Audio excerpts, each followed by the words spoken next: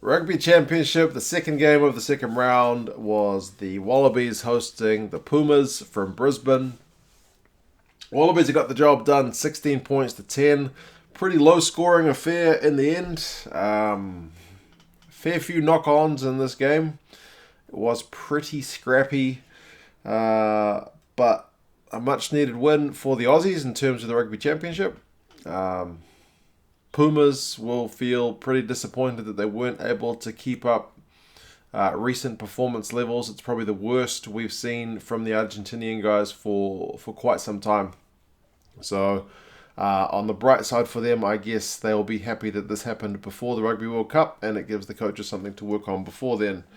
In terms of the game itself, it started in front of a pretty average-looking crowd, although the commentators did mention that against Argentina, they tend not to draw as many fans. I guess there's less Argentinians living in Queensland than perhaps South Africans and Kiwis. If it was New Zealand, there would certainly be a lot of away fans there who based in Brisbane because there's a big Kiwi population there. But yeah, it wasn't the best crowd. And the Pumas were wearing a different away jersey. I think I prefer their last year's one to this one. This one was an interesting one. Some people have mentioned that the fact that it's white numbers on the back of their jersey and the middle of that jersey was also quite white made it a little bit hard to see. But hey, last year's one was really slick anyway. The game started off pretty messily. Liliafano did manage to get a penalty after about 10 minutes to make it 3-0, but Sanchez equaled the score on 22 minutes, 3-3. The Pumas did have a pretty good chance to score at one point in the first 20 minutes of the game. They had some quick hands, line break.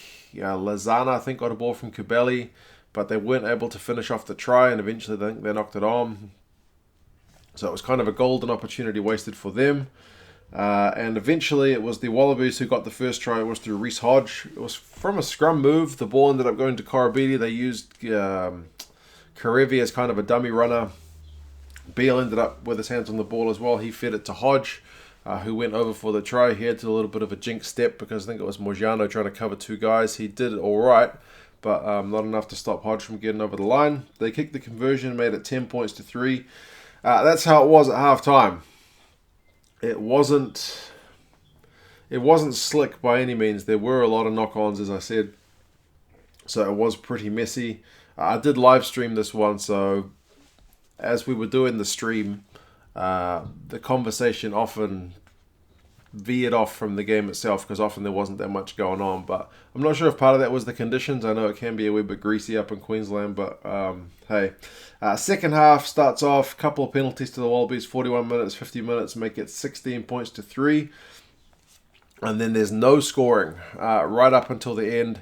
When on, I think it's 74 minutes, Issa gets his try.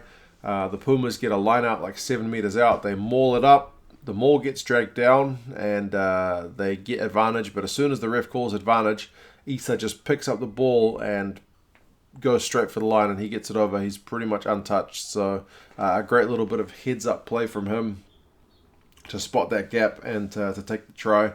So they kick the conversion there. Bonija, a very important kick to bring it within 7 points. He kicks it at 16 points to 10. The Aussies do later miss a penalty through Tamua, which again would have taken it beyond a try. Pretty easy penalty.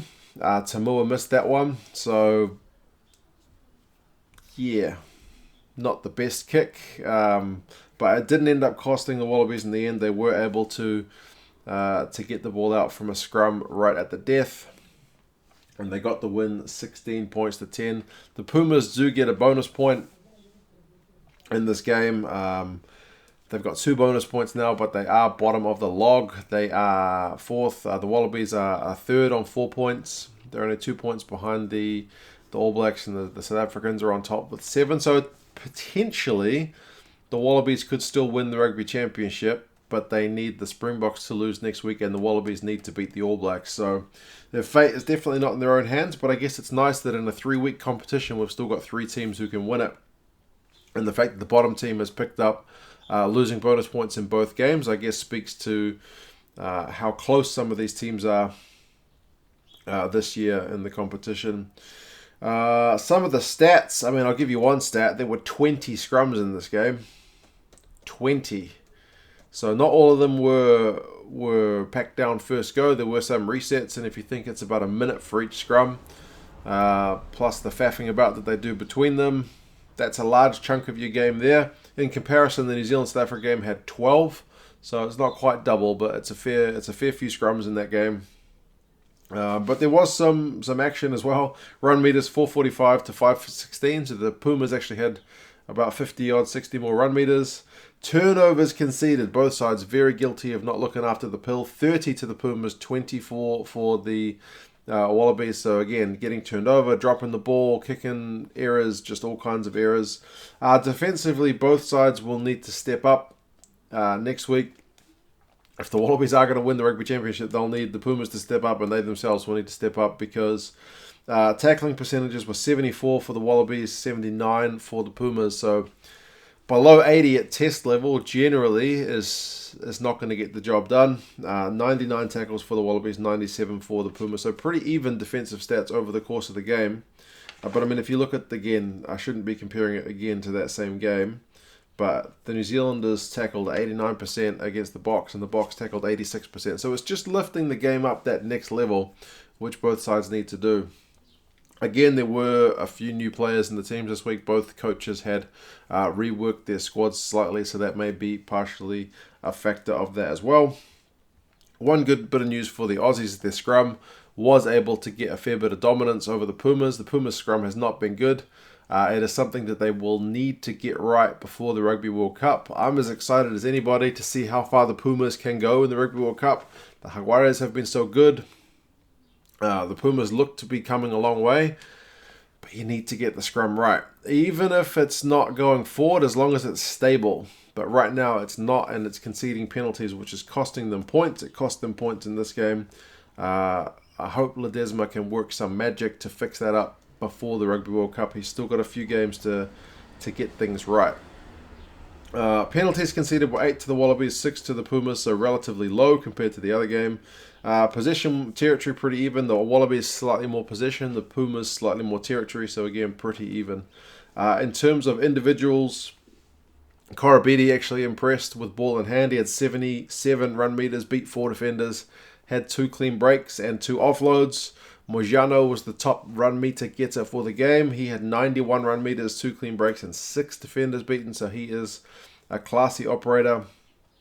Defensively, Lazana had 15 out of 16 tackles for the Pumas. Hooper had 17 out of 20 for the Wallabies. So, yeah, it was not a classic game. It was a pretty hard watch at times.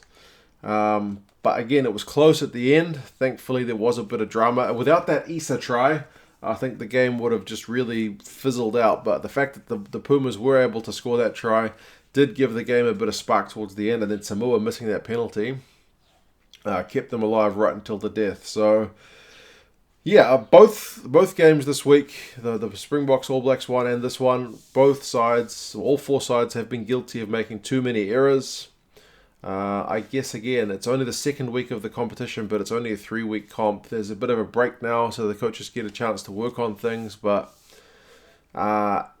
if they're looked at as kind of Rugby World Cup warm-up games for these teams, it probably is good for them to be making these errors. Hopefully all the teams come Rugby World Cup time will be able to sharpen things out and be a bit more slick because, yeah, ball in hand, no team has really looked all that hot. I mean, I guess you could say the Springboks in that first game had some moments, and the Wallabies weren't able to get those ones done. But hey, yeah, so 16 points for 3 of the 4 teams this week, and 10 for the Pumas. So just 2 penalties behind. If their scrum shores up, you never know. But yeah, what did you guys think of the game?